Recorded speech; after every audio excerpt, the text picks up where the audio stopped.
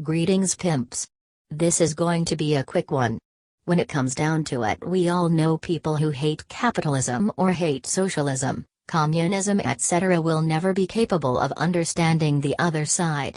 At the end of the day, this doesn't even matter, as all these ideologies are objectively immoral anyway. In recent videos I went into detail about why anarcho-communism and libertarian socialism are objectively immoral, so I will not repeat that here. However, capitalism suffers the same fate. Since it requires all means of production to be privately owned, it requires involuntary force to spread worldwide, just as anarcho-communism does. As stated in those videos, however, it is obvious that in a voluntary to join commune, city, etc., any ideology is voluntary, so to speak, including all the ones you hate the most. This, however, is voluntarism as a whole, not those ideologies. This is of course not an attack on those who hold these beliefs and only want to live in a voluntary commune or what have you without forcing the ideology onto others. The video you are listening to is an attack on the ideology itself and the fact they all require involuntary force to spread to those that wish to not participate. With voluntarism, you simply spread it by doing nothing.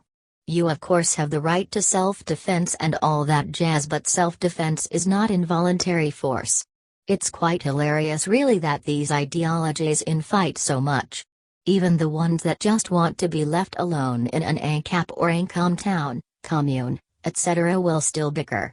If all you want is to be left alone like that and not force your so-called ideology onto anyone, you likely aren't even the ideology you claim anyway, but you are a voluntarist and there is no reason to be arguing with others about it.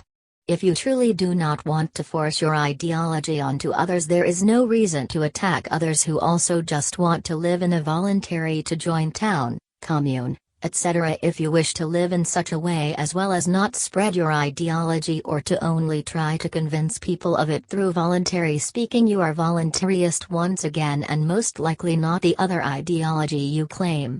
Of course, all voluntarists have their own idea of how they want to live on their own, in a voluntary to join community, in a voluntary to join commune, etc. But this is still voluntarism, as it's all voluntary. It must be said that this is not talking about those who do indeed want to force anarcho-communism, capitalism or what have you on everyone. Since humanity can never be perfect, there will always be those seeking to force any ideology you can name onto others. Just as sex and rape are different while being the same, so to speak. Sex is good just as a voluntary to join ANCAP commune is moral, but rape is immoral, just as forcing anarcho-capitalism onto people is immoral. Instead of sex and rape, you have voluntarism and anarcho-capitalism or anarcho-communism, etc. as your terms. This is why the only moral ideology is the one that literally cannot be forced onto others no matter how you cook it up, and that's voluntarism. It is not possible to render it immoral, as it would become rape, so to speak, no longer sex.